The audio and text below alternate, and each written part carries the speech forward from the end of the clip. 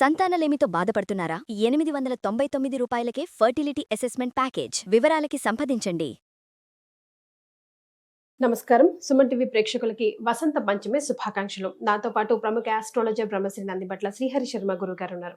నమస్తే గురుగారు. వాగర్థావివ సంపృక్తౌ వాగర్థ ప్రతిపత్తయే జగతః పితరౌ వందే పార్వతీ పరమేశ్వరౌ. ఆదిత్యాయ చ సోమాయ మంగళాయ బుధాయ చ గురు శుక్ర శనిభ్యశ్చ రాహవే కేతవే నమః. శృంగేరి జగద్గురు పీఠాధిపతులకి, కంచి పీఠాధిపతులకి నమస్కారములు తెలియజేసుకుంటూ కార్యక్రమాన్ని ప్రారంభిద్దాం. గురుగారు, వసంత పంచమి వస్తుంది. చాలా వరకు సరస్వతి ఆలయాలన్నీ కిటకిటలాడుతూ ఉంటాయి. అయితే చాలా అక్షరాభ్యాసాలు కూడా చేస్తూ ఉంటారు, ముఖ్యంగా వసంత పంచమి రోజు. సో వసంత పంచమి రోజు చదువుకునే పిల్లలతో పాటు పెద్దలు కూడా అందరికీ జ్ఞానం అవసరమే కదా. సో మేమందరం చేయాల్సిన పనులని ఒక్కసారి గుర్తు చేయండి గురుగారు. వసంత పంచమి అనేటువంటిది ప్రధానంగా వసంతుడు మన్మధుడికి మధ్య ఉన్నటువంటి స్నేహ బాంధవ్యాన్ని సూచిస్తూ చేసుకునేటువంటి పండుగ. అంతేకాకుండా ఈ సంబంధించినటువంటి ఈ వసంత పంచమికి వసంతాన్ని ఎందుకు వచ్చింది తెలుసు అంటారమ్మా? పూర్వము వసంత ఋతువు ఇక్కడి నుంచే ప్రారంభమైందని చెప్పేవాళ్ళు, పంచమి నుంచే. అందుకనే మాఘ పంచమి వసంత ఋతువుగా ప్రారంభమైనట్టుగా మీరు గమనించుకుంటే ఈ యొక్క చలికాలంలో ఆకులన్నీ రాలిపోయి ఈ పంచమి నుంచి చిగురించి ఉగాదికి వచ్చేసరికి నిండుగా ఉండి పళ్ళన్నీ వస్తుంటాయి, పూలన్నీ వస్తుంటాయి, విస్తారంగా ఈ వసంత పంచమి నుంచి చిగుర్లు ఎక్కువగా వస్తుంటాయి. అంటే ఏంటి? ఒక వృక్షజాతికి, ప్రాణం ఉన్నటువంటి వృక్షజాతి పెరగడానికి అవకాశం ఉన్నటువంటి రోజులు. అలాగే మన మానవాళికి కూడా జీవితంలో అనుకున్నది సాధించడానికి ఈ వసంత పంచమి నుంచి మెట్లు అనేటువంటిదిగా ఏర్పడతాయి. కాబట్టి మనం విజయకేతనం అనేటువంటిది ఎగురవేయాలి. ఈ విజయకేతనం ఒక్కొక్క మెట్టుని అధిరోహిస్తూ మనం అవకాశాన్ని పెంచుకుంటూ విజయానికి చేరువుగా ఎలా వెళ్ళగలగాలని అనుకుంటామో ఆ వెళ్ళగలగడానికి కారణం ఏంటి? ప్రయత్నం. అన్నిటికన్నా ప్రయత్నం ప్రధానం. కానీ ఈ ప్రయత్నం చేయాలన్నా మనకు కావాల్సింది జ్ఞానం.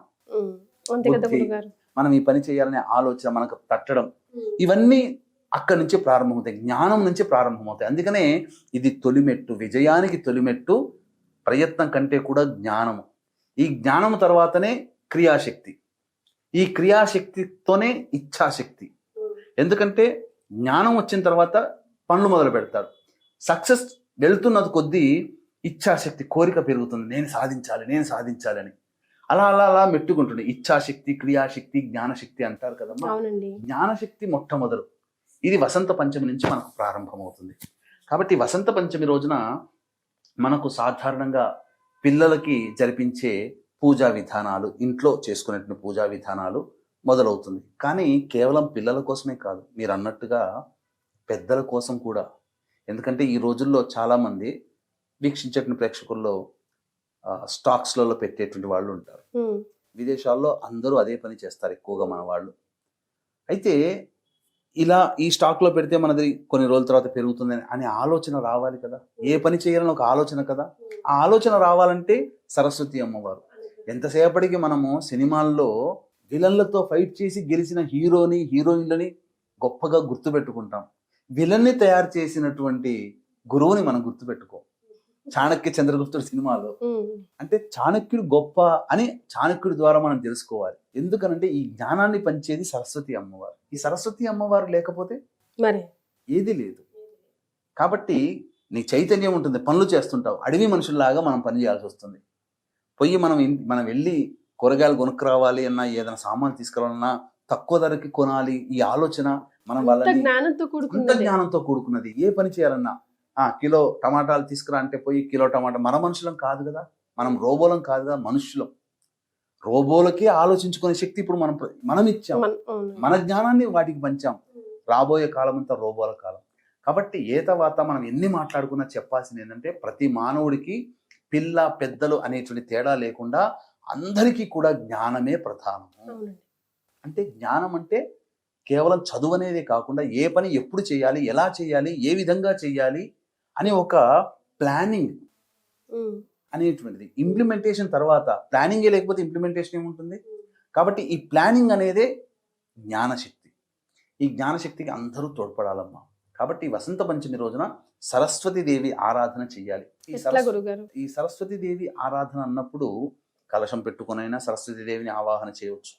లేదు చక్కగా ఒక అమ్మవారి చిత్రపటాన్ని, అంటే తెల్లటి హంస మీద కూర్చున్నటువంటి సరస్వతీ దేవి తెల్లటి వస్త్రంలో ధరించి ఒక చేతిలో అక్షమాల అంటే జపమాల, ఒక చేతిలో పుస్తకము, 2 చేతుల్లో వీణ పట్టుకొని, ఒక చేతితో అభయహస్తమిస్తూ ఇలా చతుర్భుజాలతో కూడుకున్నటువంటి అమ్మవారు.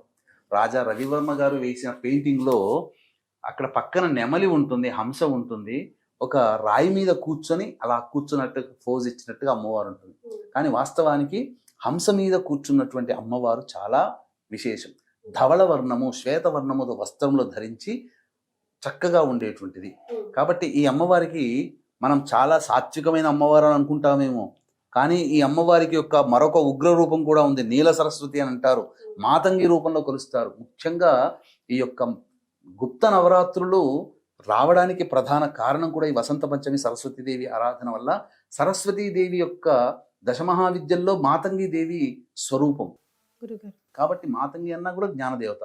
ముఖ్యంగా ఈ యొక్క అమ్మవారిని ఆరాధన చేయడం వల్ల వశీకరణ, భార్యాభర్తల మధ్య అన్యోన్యత పెరుగుతుంది. సరస్వతి అంటే కేవలం చదివే కాకుండా అమ్మవారిని ఆరాధన చేయడం వల్ల వశీకరణ పెరుగుతుంది. సభా వశీకరణ, జన వశీకరణ, రాజ్య వశీకరణ. ఇలా ఉద్యోగంకి వెళ్ళిపోయి కొంతమంది ఈ సరస్వతి అమ్మవారిని ఆరాధన చేసి ఇంటర్వ్యూకి వెళ్ళగానే సాధించుకొని బయటకు వస్తారు. బయటికి వచ్చి ఉద్యోగం సంపాదించిన వాళ్ళకంటే ఇంటర్వ్యూ వాళ్ళల్లో గొప్ప వాళ్ళు ఉంటారు. వాళ్ళకి ఎందుకు రావట్లేదు? రాజవశీకరణ జరుగుతుంది అక్కడ. కాబట్టి అన్ని రకాలుగా మనల్ని కాపాడే దేవత ఈ సరస్వతి. మరో రూపంగా నీల సరస్వతి, మాతంగి, ఉచ్ఛిష్ట మాతంగి, శ్యామల, రాజశ్యామల, శుకశ్యామల, వీణాశ్యామల, శారికాశ్యామల, ఇలా హసంతి శ్యామల, ఇలా అనేక రూపాల్లో అమ్మవారిని మనం సరస్వతి అమ్మవారిని కొలుస్తాం. కాబట్టి మనకున్నటువంటి ప్రయోజనాన్ని అనుసరించి మనము కూరగాయలు కోయడానికి ఒక కత్తి, ఇంకొక దానికి ఇంకొక కత్తి, ఇలా ఎలాగైతే మనం వస్తువును వాడుతున్నామో ప్రతి అమ్మవారు కూడా సాత్వికము, తామసము, రాజస రూపాలు ఉంటాయి. ఈ రోజున అమ్మవారిని మనం సాత్విక రూపంలో కొలుచుకోవాలి. చక్కగా తెల్లటి వస్త్రము కానీ, పసుపు రంగు వస్త్రము కానీ ఆ ఒక పీట మీద వేసి దాని మీద అమ్మవారి చిత్రపటం కానీ, కలశం కానీ పెట్టి తెల్లటి పుష్పాలతో చక్కగా అమ్మవారికి అలంకరించి తెల్లటి పూజ చేసి తెల్లటి పుష్పాలతో అర్చన చేయాలి. ఇక ముందుగా ఈ రోజున మొట్టమొదలుగా గణపతి ఆరాధన చేయమని శాస్త్రం. తదనంతరం పిల్లలకు సంబంధించినటువంటివి ఈ యొక్క పుస్తకాలు, పెన్నులు, ఇవన్నీ కూడా పసుపు రంగులో, పెన్నులు కలర్లు కూడా పసుపు రంగులో ఉంటే చాలా మంచిది. ఈ యొక్క వర్ణంలో ఉన్నటువంటి అంటే పసుపు రంగు రాయడం కాదు, క్యాపులు కానీ పెన్ ఉండడం, దాని కలర్, ఆ కలర్ అట్లా ఉంటే చాలు. ఎందుకంటే ఆ వర్ణమే చెప్పబడి ఉంది మనకు శాస్త్ర ప్రకారం. కాబట్టి చక్కగా అవి చేసి పిల్లల చేత చక్కగా ఈ రోజు మొదలు పెట్టిస్తారు. కొంతమంది చోట్ల అక్షరాభ్యాసాలు కూడా చేస్తారు. మొదట ఓం రాయిస్తారు కదా గురుగారు. మరి ఎలాగో ఇప్పుడు ఫిబ్రవరి మంత్ పిల్లలకి ఎగ్జామినేషన్స్ మంత్, సంవత్సరం పాటు వాళ్ళు కష్టపడిందంతా దారపోసే టైం కాబట్టి ఈ వసంత పంచమిని వాళ్ళు ఏ విధంగా ఉపయోగించుకోవాలి? ఏమైనా మంత్రం జపించడానికి ఉంటుందా వాళ్ళని ఇక్కడ నుంచి వాళ్ళ పరీక్షలు అయ్యే వరకు, వాళ్ళు సక్సెస్ అయ్యేదాకా? అంటే ఇక్కడ బీజాక్షరాలు అనేటివి మనము చెప్పకూడదమ్మా. అయితే ఇక్కడ ప్రధానంగా మీరు అన్నట్టుగా పిల్లలు చదువులో బాగా పైకి రావాలంటే ప్రతిరోజు కూడా పిల్లల యొక్క శక్తి అనుసరించి 27 మార్లైనా, 41 మార్లైనా, 54 మార్లైనా, లేదా 108 సార్లైనా కానీ ఓం వాగీశ్వర్యై చ విద్మహే బ్రహ్మ పత్న్యై చ ధీమహి తన్నో వాణీ ప్రచోదయాత్. ఓం వాగీశ్వర్యై చ విద్మహే బ్రహ్మ పత్న్యై చ ధీమహి తన్నో వాణీ ప్రచోదయాత్. ఈ యొక్క మంత్రాన్ని 27, 41, 54, 108 సార్లైనా కానీ జపం చేస్తే పిల్లల్లో, అంటే ఈ మంత్రము చదువుతున్నప్పుడు ఏమవుతుందంటే ఇక్కడ ఉన్నటువంటి న్యూరాన్స్ అంటారు, ఆ పిల్లలకి ఆ న్యూరాన్స్ పెరుగుతున్న కొద్దీ మనం పెద్దగా అవుతున్నప్పుడు న్యూరాన్స్ కొన్ని ఎండిపోతాయి. అందుకని చిన్నప్పుడు ఉన్నంత జ్ఞాపక శక్తి మనకు పెద్ద అయ్యాక ఉండదు. 3 రోజుల కింద ఏం జరిగిందో మనకి ఏం తెలుస్తుంది? గుర్తుపెట్టుకోవాలి. గురుగారు, మరి అమ్మవారికి విశేషంగా సమర్పించాల్సిన నైవేద్యం, మహానైవేద్యం ఏదైనా ఉందా? అమ్మవారికి ఈ యొక్క వసంత పంచమి రోజున చక్కగా పాయసాన్నము అమ్మవారికి చాలా ప్రీతికరం. ఈ రోజున ప్రధానంగా అమ్మవారికి నైవేద్యంగా తమలపాకులో తేనెని అమ్మవారికి సమర్పించి ఆ తేనెని పిల్లల నాలుక మీద రాసి పెడితే చాలా మంచిది. స్వర్ణ ప్రాశనము అని అంటారు, అంటే స్వర్ణ లేహ్యము లాగా ఉంటుంది, స్వర్ణ రజను అని అంటారు. తేనెలో వాటిని పెట్టి పిల్లలకు నాకిస్తే వాళ్ళలో అమోఘమైన వాక్శక్తి పెరుగుతుంది. మాటలు రాని వాళ్ళు కూడా ఈ వసంత పంచమి రోజున స్వర్ణప్రాశన గనక చేస్తే అద్భుతం అమ్మ. గురుగారు, అక్షరాభ్యాసం అంటే గుర్తొచ్చింది. ఈసారి మూడాలు ఉన్నాయి కాబట్టి వసంత పంచమి రోజు అక్షరాభ్యాసం చేయించకూడదు అని అంటున్నారు. నిజమేనా గురుగారు? మీరు చెప్పింది వాస్తవేనమ్మా. ఎందుకంటే మూఢములు అనేటువంటివి ఉండి ఫిబ్రవరి 19వ తారీఖు రోజున మూఢములు వెళ్ళిపోతున్నాయి. కొన్ని పంచాంగాల ప్రకారం శివరాత్రి ముందు వెళ్ళిపోతుంది. అయితే ఈ యొక్క వసంత పంచమి సమయానికి మూఢాలు ఉన్నాయి. శాస్త్ర ప్రకారం అయితే తొలిగా మొట్టమొదటిసారి అక్షరాభ్యాసము చేసేటువంటి అవకాశం ఉంటే ఈ యొక్క మాఘమాసము పంచమి, వసంత పంచమి పనికిరాదు. ఫాల్గుణ మాసంలో వచ్చే మదన పంచమి, శ్రీ పంచమి అప్పుడు చేసుకోవచ్చు. కానీ కొంతమంది ఏమంటున్నారంటే క్షేత్రాలలో కాబట్టి తప్పు లేదు అని చెప్పి సవరిస్తున్నారు. ఇక ప్రముఖమైనటువంటి సరస్వతి క్షేత్రాల్లో ఈ రోజు మూఢాలు ఉన్నా చేసే వాళ్ళు ఉన్నారు.